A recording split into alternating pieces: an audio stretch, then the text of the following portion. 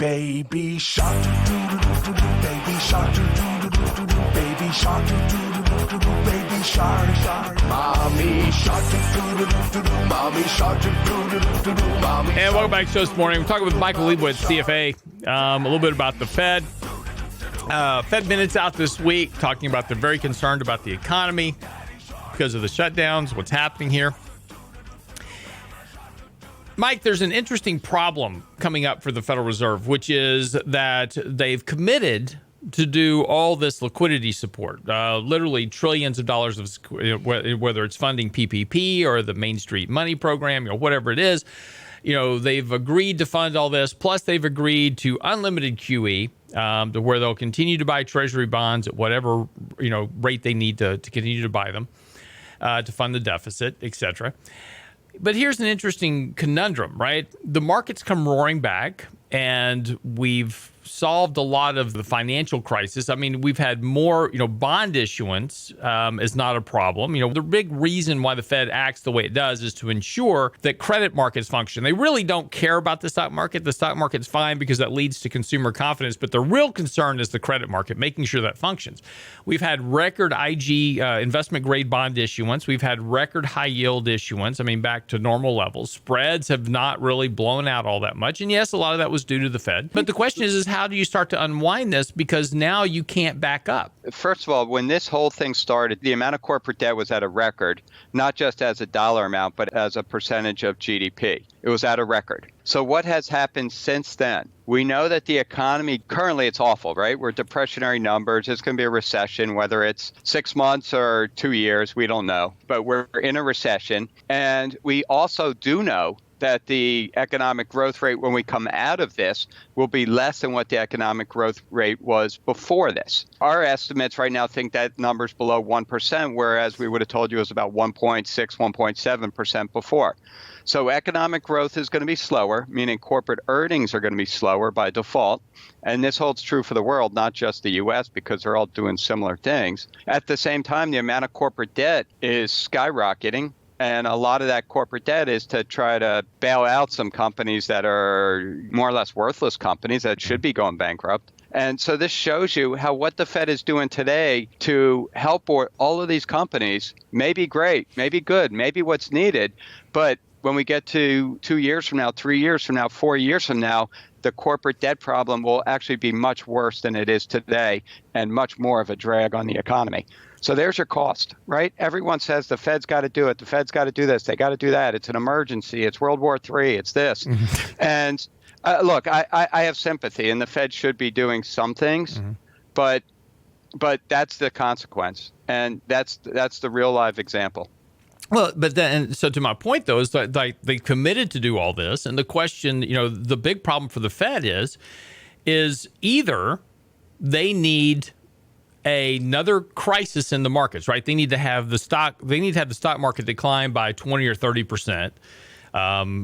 Something. They need some reason to ramp up. So, to ramp up bond purchases at this point, right? So they started out doing $75 billion a day. We're now down to $30 billion a week. So that QE that was QE forever has been slowing over the course of the last month or so. And then the market has really struggled to go higher ever since they've been tailoring this liquidity off. So in order to continue to support the markets, they need a reason to come in and say, hey, we got to ramp QE back up to $100 billion a day without freaking everybody out. Because if they're doing that, if they did that today as an example, the markets would really kind of become scared because it's like, well, what do you see that we're missing? So they need a crisis. If they can't get a crisis, then how do you go along to monetize the deficit that we're talking about coming out of the government? The only buyer of the debt is going to be the Federal Reserve. So if we're going to run a $4, $5, $6 trillion deficit in government and the Fed's the only buyer, they've got to have a reason to ramp up purchases. All right, and let's talk about what that means, because what you just said is very important. The Fed is not the only buyer, but they are the largest buyer. The Fed prints money. Right? Mm-hmm. We can get into all this mumbo jumbo about how they print reserves and, the technical workings. But at the end of the day, someone is giving the U.S. government money so that they can run a $4 or $5 trillion deficit. And it's not foreign nations because they're selling. Sure, some of it is coming from me and you and our pension funds and endowment funds and that sort of thing. But a large chunk of it is coming from the Federal Reserve, who's printing money. And, what does the law of supply and demand says? The more supply of something, the less something's worth. The less money is worth because the more supply means inflation, right? That means the less your dollar is worth, the less it can buy. And that's the biggest fear. It's not today. Today's deflation. But, as the Fed gets more and more aggressive, especially without a reason to be aggressive, the market investors, even consumers, are going to fear inflation, and they will take steps to protect themselves from inflation, which those steps actually can cause more inflation. Well, but that's another problem for the Fed, though, coming up, right? So let's say that you actually open up the economy. Here in Houston, they just the judge here, Judge Hidalgo, just extended our stay-at-home order until June the 10th. But as we reopen the economy, we're already starting to see this. Airline travel's ticked up here a little bit. Uber rideshare services have picked up a little bit over the last, couple of weeks.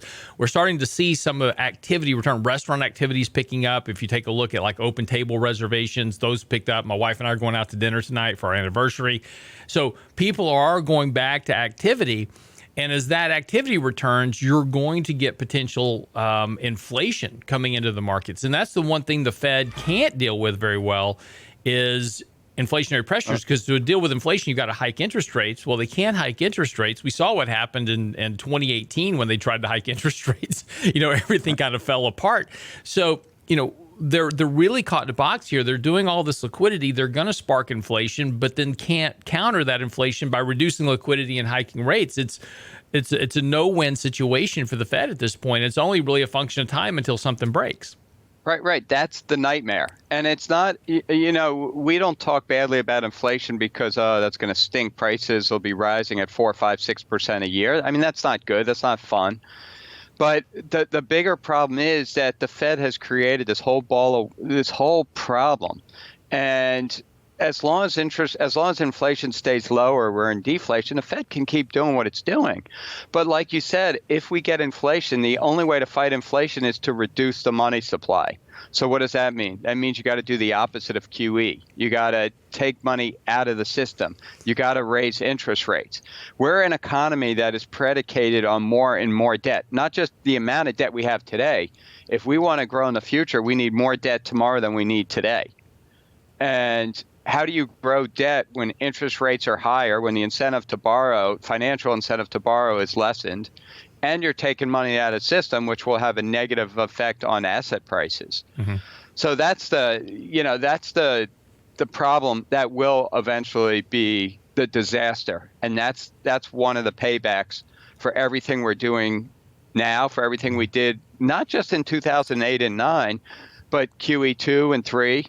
And remember, the Fed was doing QE in 2019. Right. Remember, September, October. So instead of reversing back then, QE 2 and 3 and September, where they should have been reversing more, they should have been trying to raise interest rates more and backing out of what they did. They just added to the pile, and now they're just, that pile looks like nothing now because now we have a mountain.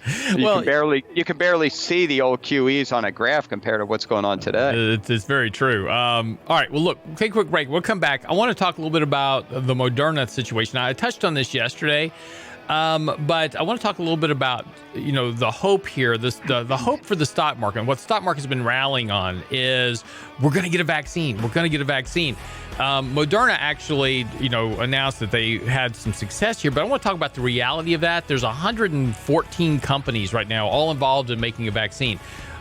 I want to talk about the probability of that occurring and if that is an ability to actually continue to support the markets where they are fundamentally now. We'll be right back with Michael Lebowitz. Don't go away.